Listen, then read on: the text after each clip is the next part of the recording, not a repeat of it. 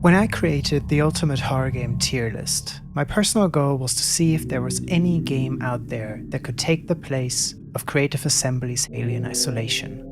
I included all the games I had played and remembered, the ones I returned to, the ones that spent years guarding my Steam wishlist. I dug through top 10 lists and Reddit recommendations far and wide. I checked forum posts for hidden gems and scoured YouTube suggestions of all the most terrifying games you've never played. And I thought I'd caught them all, the noteworthy ones at least.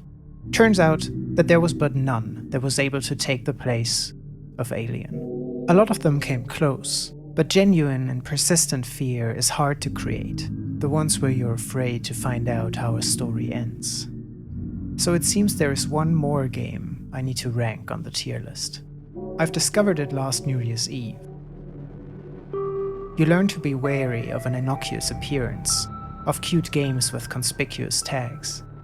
I knew Omori was going to be something special, and it was so clear at the time. I even wrote down the exact thoughts I had before, when I knew nothing.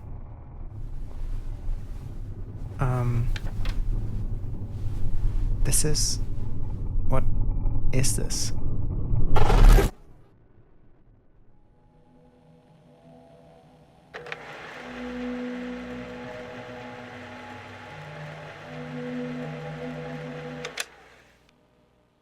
Omori is a game about playing with your wonderful friends. There is your neighbor Kel, overflowing with an energy that cannot be tamed. His older brother Hiro, keeping the group together as the responsible support. There is Aubrey, the empath, with a knack for ultraviolence. And finally, my best friend Basil. I mean, your best friend Basil. I mean, we're his best friend, not sure if he's also ours. Anyway, you're playing hide and seek, resolving conflicts with playground bullies, then heading down to Basil's house in the vast forest. All of you admire the pictures in his photo album, memories of what feels like a lifetime together. Basil seems content. You take your eyes off him for just a second, and he's gone. We've barely got to know these people, and one's already missing? Doesn't sound like a joyful story to me.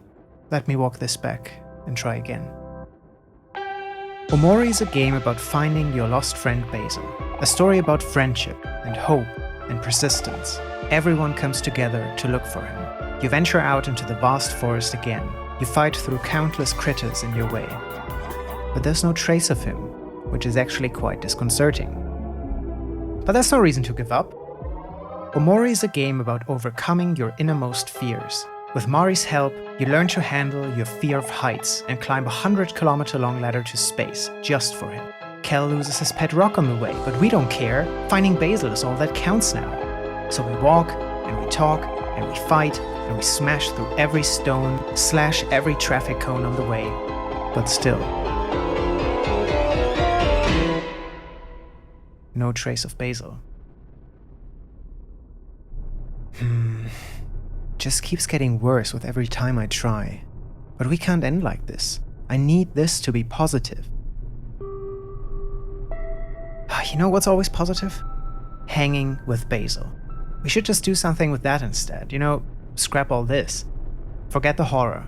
What we need is a new tier list. Something like my favorite things about Basil. Okay. The very first thing we see when we walk out to the playground after meeting Aubrey, Kel, and Hiro is, of course, his green hair. Let's use it as a foundation and rank it as a perfect middle ground. It's the beginner's guide to appreciating Basil. A similar middle ground is his floristic fashion style. His flower crown, very recognizable. Something I can get behind. Though, something about it seems so familiar.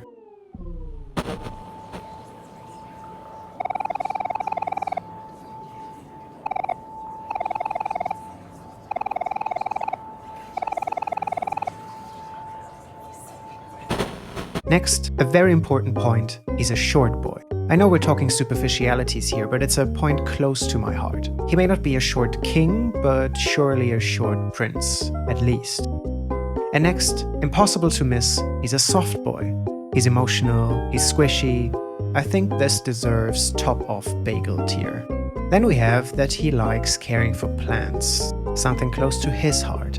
I don't personally care too much for plants. I didn't have any in my apartment for years actually. But he sure does, and I do now. He cares for plants, he cares for animals, he cares for his friends. Maybe he's afraid of losing them. I feel like I've lost something.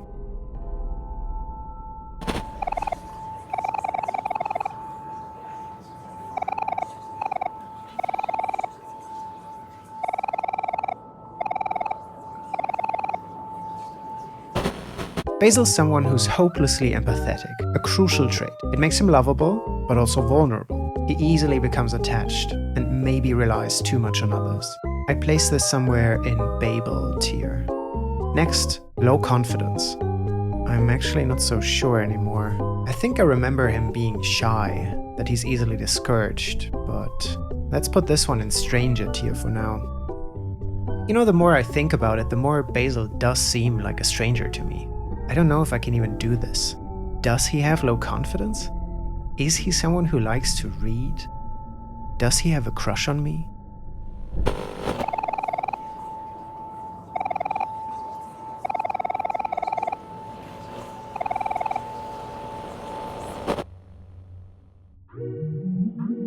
To be honest, I have no idea what kind of person Basil is. What he does when he's not with us. Where his family is. Why does he have a caretaker anyway? I'm not sure if I've ever even met him in person. It suddenly feels so distant, like he's just a fictional character. Maybe I can retrace my steps somehow.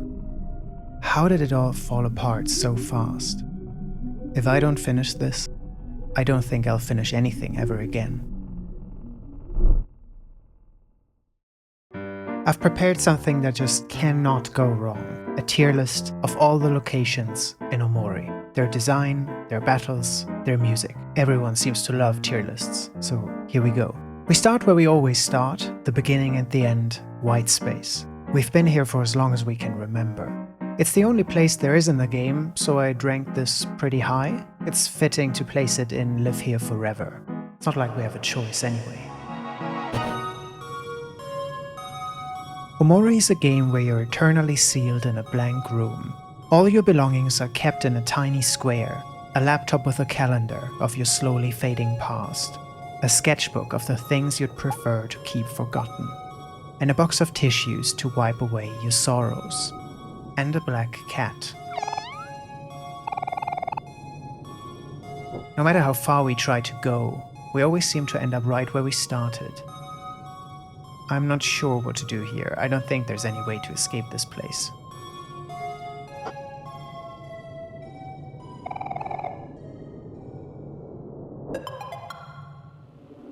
Next, the forest playground. When all you ever see are white walls, it's good to see a hint of green every once in a while. Here we get to meet Mari, all our friends are there, there's hide and seek, boss gives us a visit. Then again, it's just a little hideout in the middle of the forest. This probably makes for a good middle ground in just passing through. Then we have the vast forest. There's trees and caves and bunnies and sprout moles. Nothing really interesting, but it's the first major area in the adventure. Let's place it right next to the playground.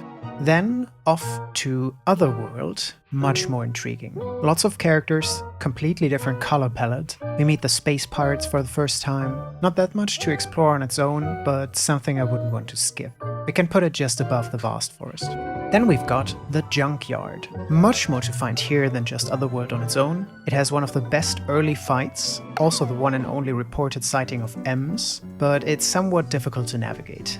This is top of Callback. I feel like that's not all there was here. Am I forgetting something? My mind is a bit foggy right now.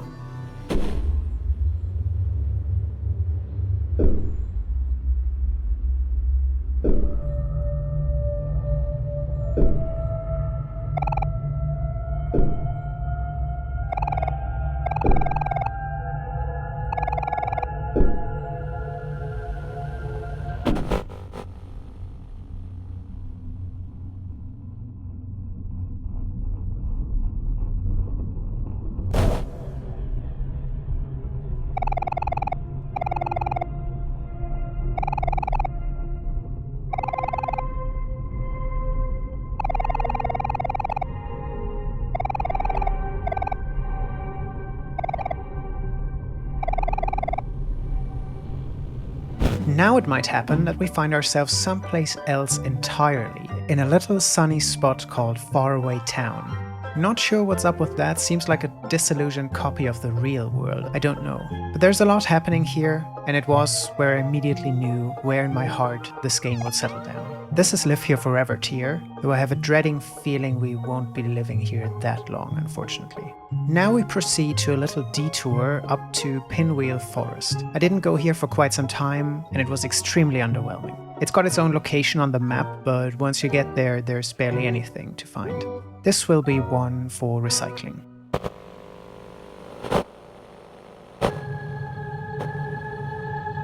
There are a lot of days lately where I feel empty. Like I've lost something immensely important to me without noticing. I have no idea what it is. It's like there was a day I wasn't paying attention and something just broke off. Fell between the cracks. It just feels wrong. It all feels wrong. Like a bed with no pillow. Like a garden without flowers. Like hot tomato soup without basil. Firefly Forest, much more to give. There's side quests, some puzzles, a clear sense of progression with the rails. It's a weaker one in terms of soundtrack, but this is still would come back for me. The foggy nighttime ambience, the characters, hero being constantly afraid, makes for a good time. But close by, where the trees get denser, there's the Lost Forest. I did completely miss this whole area on my first playthrough, but it is still worthwhile, a place for passing through. One of the harbors of this world's secrets. But I don't want this world to have secrets. This is supposed to be a fun adventure. And where the fuck is my friend Basil?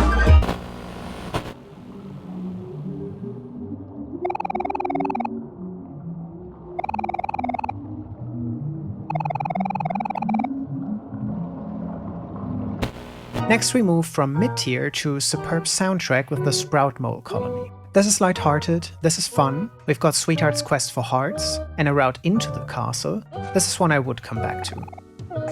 Now we get to one of my favorite places, Sweetheart's Castle. This one's got it all. Incredible soundtrack, excellent fights, it's got the characters and some secrets buried in the castle. This one gets Live Here Forever, easily. Right underneath it is the dungeon that connects the whole place up. This can go right beside the castle itself. Also, great soundtrack. Even further down, we get to the Lost Library. Things start to fall apart here. This area is more like an exhibition. I enjoyed it, and it is pretty memorable, but also feels very insulated from the rest. Somewhere here in passing through is a good fit. And hey, the memories we find here are happy, so why aren't I?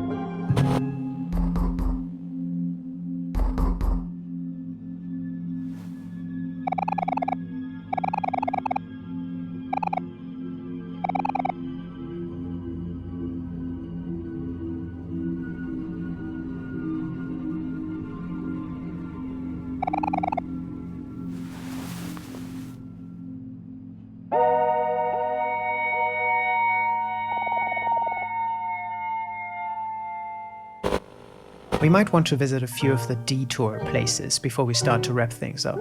So next we have the Vast Forests train station. We can come here at different points in our search, before and after the train is ready to depart. I'd put it in just passing through. Not much reason to like, not much to dislike.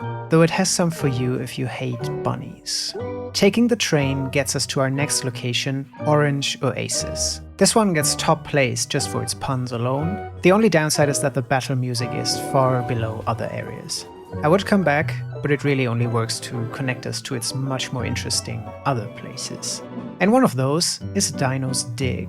If this place had the same caliber of music as Sweetheart's Castle, it would be an undisputed top-of-the-line area. There's a key here, there's both an unexpected family reunion and family separation. I enjoyed this part a lot. Let's put it into Live Here Forever, for the concept alone.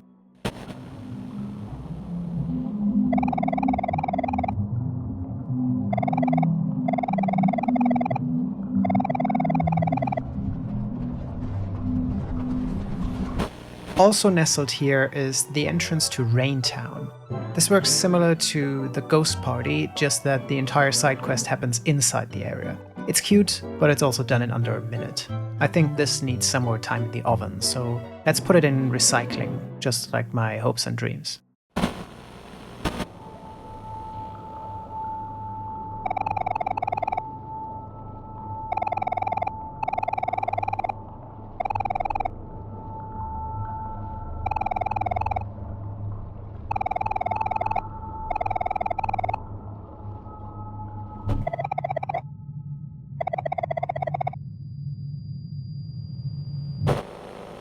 Coming straight out of the oven is Brevin, a secret space that you can only get to pretty late in the story. My favorite part about this one was definitely the puzzle at the entrance. I'd put this in Would Come Back.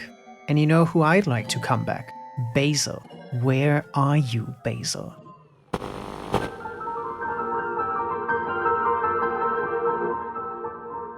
Omori is a game that's impossible to let go.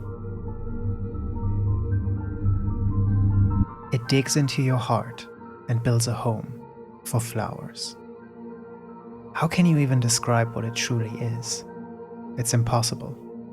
But I should still give it my best shot, shouldn't I? Well, we've got no choice but to move on to North Lake, a space of fog and uncertainty. We learn again to swim and get to explore around for a bit, with or without Mari. It's not tedious, but it also doesn't give us too much. Probably a candidate for passing through. Not a lot of fun to explore with everyone gone.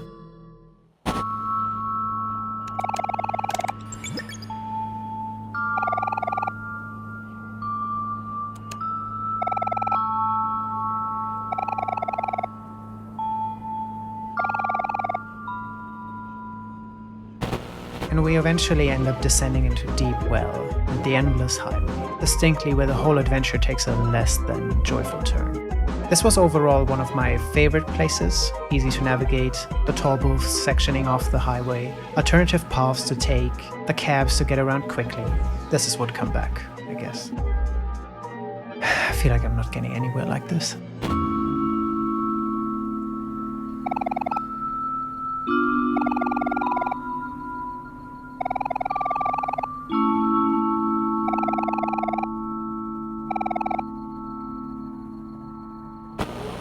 And a little sidetrack before we give in to the call of the depths, the Ghost Party. Now this is one of the most tedious side quests, but you get rewarded with a little dance number in the end, so it's not entirely bad. I would skip it on a playthrough though, so it's at least here. Out of the pool level, we've got the last resort, and finally the reunion with our friends. This one has great progression, a wonderful part of the adventure, there's underage gambling, an incredible boss fight in multiple stages, a place destined to live here forever. But I'm beginning to forget why I came here in the first place. Why are we in a casino? Was there something we were supposed to be looking for?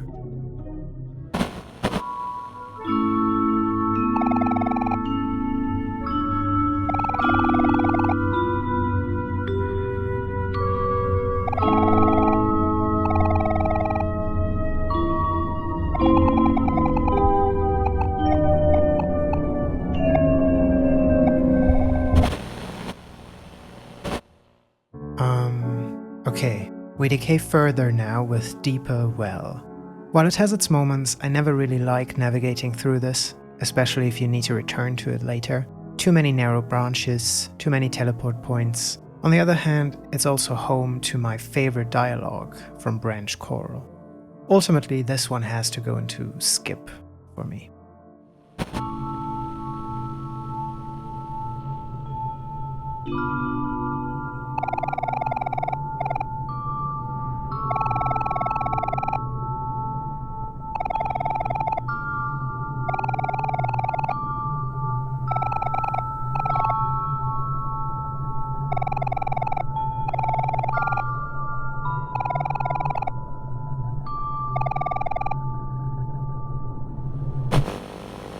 And because the adventure hasn't been unsettling enough already, we now move into Humphrey. When I first played through, this whole area felt like an unnecessary delay before things could get interesting again. But on replay, it wasn't as bad. The mess our friends are going through, the multiple boss fights, It's not my favorite, but you learn to appreciate it. Not placing it too high though, it's hard to beat the horror of Faraway Town. Imagine waking up one day to find that everything you knew was an illusion. Now I thought we were done with this, but there's still a few places left I don't remember at all. Can you help me out here? Were these even in the game?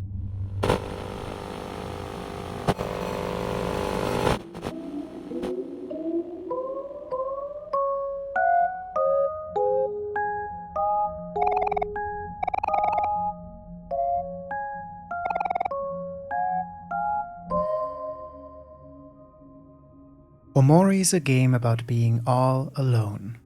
You're wandering around aimlessly, a museum of memories where only white walls remain. It was all so lively, but now there's barely anything left. There's no one here that understands me. I break out of my old prison to move into another. I guess it's true. I really am cursed. What am I supposed to do?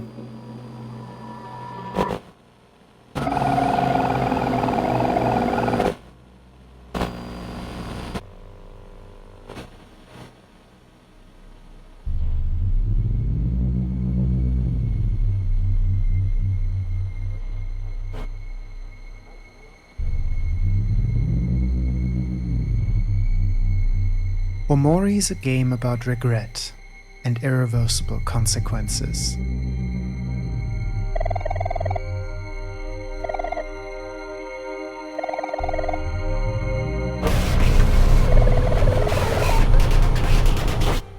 A game about being haunted by past choices and the weight of personal responsibility.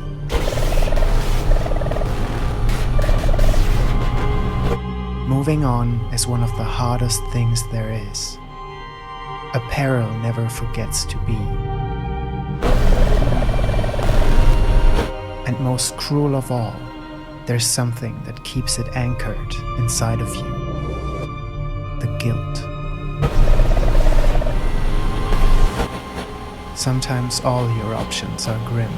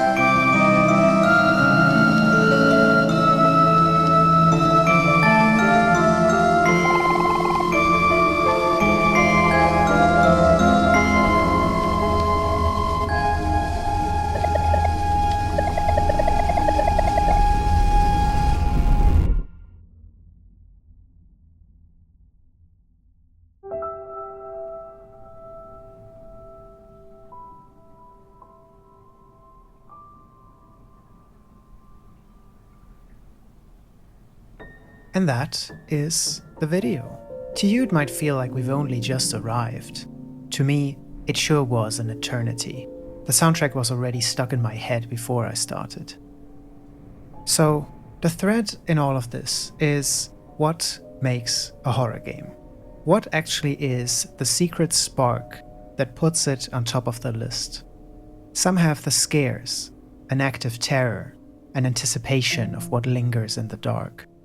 But there are only few that stay with you after the adventure is over. Some follow you into your dreams. Those games drag you away from the playground and into the abyss. They build an emotional connection and keep growing inside of you. They hit you hard. It can be terrifying to see yourself in a story. Looks like there really was something that could beat Alien Isolation after all. Guess I could have just said that right at the start and saved myself all those hard months of work, huh?